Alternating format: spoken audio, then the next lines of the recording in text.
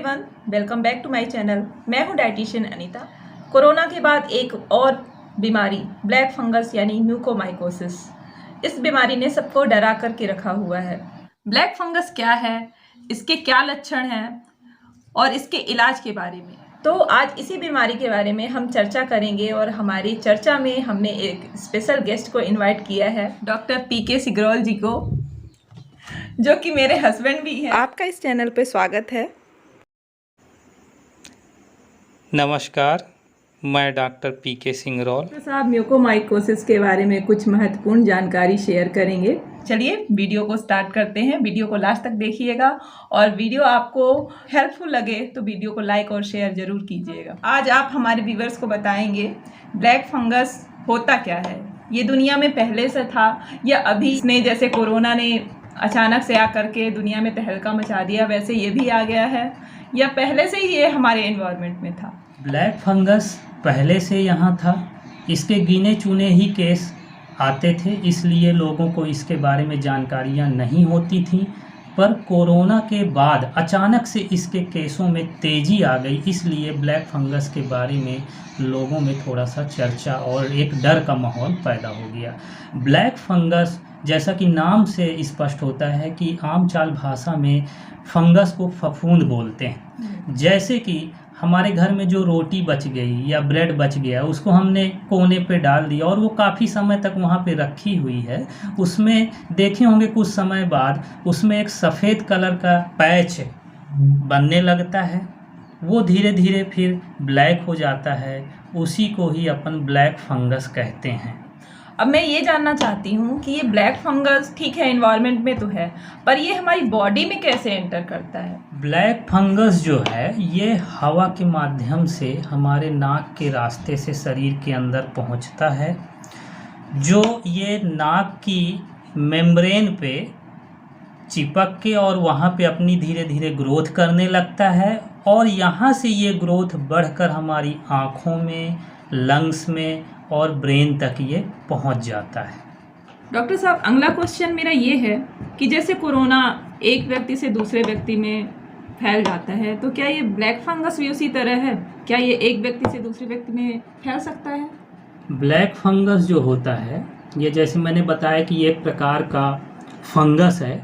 ये एक व्यक्ति से दूसरे व्यक्ति के माध्यम से नहीं पहुंच सकता है, यानी एक व्यक्ति खांसने से, छींकने से या उसके ड्रॉपलेट से ये फंगस एक व्यक्ति से दूसरे व्यक्ति के शरीर में नहीं पहुंच सकता है। हमें कैसे चलेगा कि हमें ब्लैक फंगस है? मतलब इसके क्या शुरुआती लक्षण क्या है जिससे हमें पता चल जाए कि हमें ब्लैक फंगस का इन्फेक्शन हुआ है?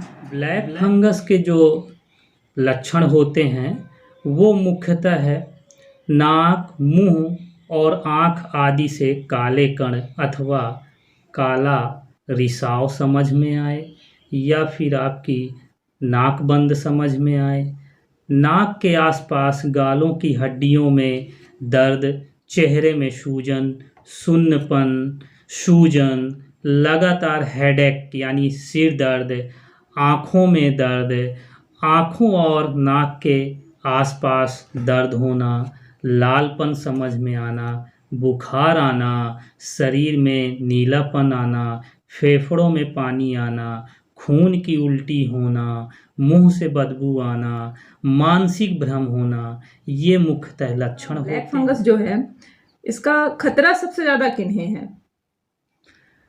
कोरोना के पहले तो अधिकतर ऐसे मामले आते थे जिनकी इम्यूनिटी कम रहती थी, या जो HIV एड्स पेशेंट थे, डायबिटिक पेशेंट थे, कैंसर पेशेंट थे, उनको ये ब्लैक फंगस होने का खतरा रहता था और उनको ब्लैक फंगस होता भी था।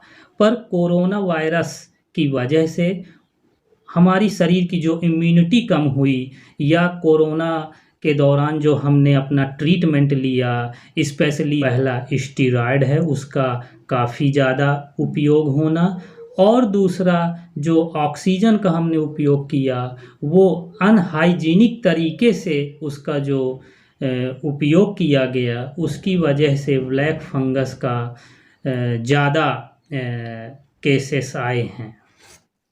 डॉक्टर साहब, मेरे मन में एक और सवाल है कि जैसे आपने बताया कि ब्लैक फंगस जो होता है वो नमी वाली जगह में ज़्यादा पनपता है।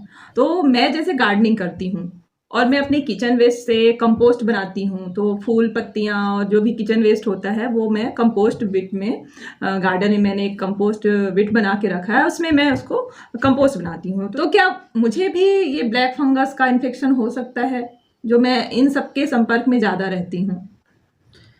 यहाँ समझने वाली बात यह है कि यदि किसी भी व्यक्ति की इम्यूनिटी अच्छी है तो ये ब्लैक फंगस उसके लिए खतरनाक नहीं है।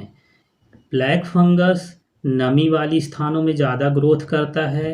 यदि आप गार्डनिंग करते हैं तो हैंड ग्लव्स का यूज करिए। यदि किचन वेस्ट मटेरियल को आप गार्डन में कंपोस्ट के लिए यूज कर रही हैं तो उसको धूप में सुखाकर उसको कंपोस्ट बनाएं ताकि वहाँ पे नमी कम रहे, जिससे कि फंगस का जो ग्रोथ है वो वहाँ पे कम होगी। यानी कि गार्डनिंग करते समय और आप कंपोस्टिंग करते समय हैंड ग्लव्स पहने और मास्क हो सके तो मास्क भी पहने। बिल्कुल मास्क का क्योंकि उपयोग आपने करना बताया चाहिए। कि ब्लैक फंगस जो होता है सबसे पहले नाक के रास्ते से ही जाता है, तो मास्क तो कंपलसरी ही है फिलहाल, अभी सबको पहनना चाहिए। लेकिन अपन अगर घर में रहते हैं तो मास्क जनरली नहीं पहनते हैं, लेकिन फिर अब ब्लैक फंगस है तो ये नमी वाली जगह में रहता है, तो अगर नमी वाली जगह में हम कुछ काम कर रहे हैं, गार्डनिंग कर रहे हैं, कंपोस्टिंग कर रहे हैं, तो हमें मास्क और ग्लव्स दोनों ही पहनने चाहिए। तो ऐसा करने से हमारी प्रिकॉशन हो जाएगी। डॉक्टर साहब, अगला क्वेश्चन मेरा ये है कि ये जो ब्लैक फंगस म्यूकोमाइकोसिस है, तो इसके मतलब टेस्ट वगैरह क्या है, इसकी जांच कैसे होती है, डायग्नोस कैसे करते हैं कि आपको म्यूकोमाइकोसिस है? ब्लैक फंगस को हम नेजल एंडोस्कोपी के माध्यम से देख सकते हैं कि नाक के किस हिस्से पे ये ग्रोथ कर रहा है, और एक एमआरआई के माध्यम से भी हम जान सकते हैं कि ये ब्रेन में, नाक में कहाँ कहाँ ये ग्रोथ कर रहा है। डॉक्टर साहब, ये ब्लैक फंगस के इलाज के बारे में हमें कुछ बताइए कि इसका इलाज कैसे किया जाता है?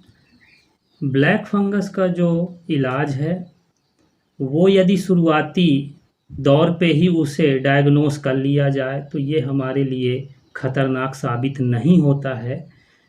यदि समय रहते हम अपने नज़दीकी हॉस्पिटल में अपने ईएनटी डॉक्टर से संपर्क करें और समय रहते हम इसका इलाज लें तो ये पूर्णतः ठीक हो जाता है। नेजल एंडोस्कोपी की सहायता से हम नेजल के अंदर जो मेम्ब्रेन है, जहाँ पे हमें ग्रोथ समझ में आती है, उसको हम रिमूव कर देते हैं। पर यदि ये इन्फेक्शन हमारी आँखों में पहुँच गया और ऐसी सिचुएशन में है कि हमें ज़्यादा खतरा हो सकता है तो हमें आँख भी रिमूव करनी पड़ सकती है। मुख्यतः इसका जो इलाज है वो एम्फोटेरसिन बी नामक इंजेक्शन जो इंजेक्टेबल दिया जाता है, इसका दिन में 4 से 6 बार उपयोग किया जाता है और लंबे समय तक किया जाता है उपयोग। इस तरह ये ब्लैक फंगस ठीक हो जाता है और ठीक होता भी है। इससे डरने की कोई ज़रूरत नहीं है और बस हमें समय रहते अपने नज़दीकी हॉस्पिटल में पहुंच के इलाज लेने की आवश्यकता है। यानी कि जब व्यक्ति को शुरुआती लक्षण आए और वो लक्षणों को समझ जाए कि ये ब्लैक फंगस के लक्षण हो सकते हैं, तो वो तुरंत अपने डॉक्टर से संपर्क करे और इसका ट्रीटमेंट चालू कर दे। देर बिल्कुल भी ना करें और इस बीमारी में डरने की ज़रूरत नहीं है, घबराने की ज़रूरत नहीं है। धन्यवाद डॉक्टर साहब, आपने बहुत ही अच्छी जानकारी बताई है हमें ब्लैक फंगस के बारे में। आई होप आपको ये जानकारी काफ़ी हेल्पफुल रही होगी। आप आगे भी इस वीडियो को शेयर कर सकते हैं अपने फ्रेंड्स और रिलेटिव्स के साथ, और अपने अभी तक हमारे चैनल को सब्सक्राइब नहीं किया है तो प्लीज़ सब्सक्राइब कर लीजिए।